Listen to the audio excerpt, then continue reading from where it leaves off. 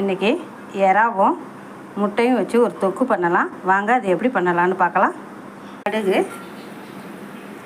ஜீரகம், பச்சை மிளகாய், பெரிய வெங்காயம் தான் இடித்து வச்சுருக்கேன், அதையும் சேர்த்துக்கலாம். இஞ்சி பூண்டு அதையும் இடித்து வச்சுருக்கேன், அதையும் சேர்த்துக்கலாம். தக்காளியை அரைச்சி வச்சுருக்கேன், அதையும் சேர்த்துக்கலாம். கேட்டி இப்போ மிளகாத்தூள் சேர்த்துக்கலாம். எறாவை சேர்த்துக்கலாம். கொஞ்சம் தண்ணி ஊற்றிக்கலாம். அளவு உப்பு பொடி போட்டு வேக வைக்கலாம். நல்லா வெந்துருச்சு. இப்போ இந்த முட்டையெல்லாம் இந்தமாரி கீறி போட்டுக்கலாம். கொஞ்சம் கொத்தமல்லி தூவி வைக்கலாம்.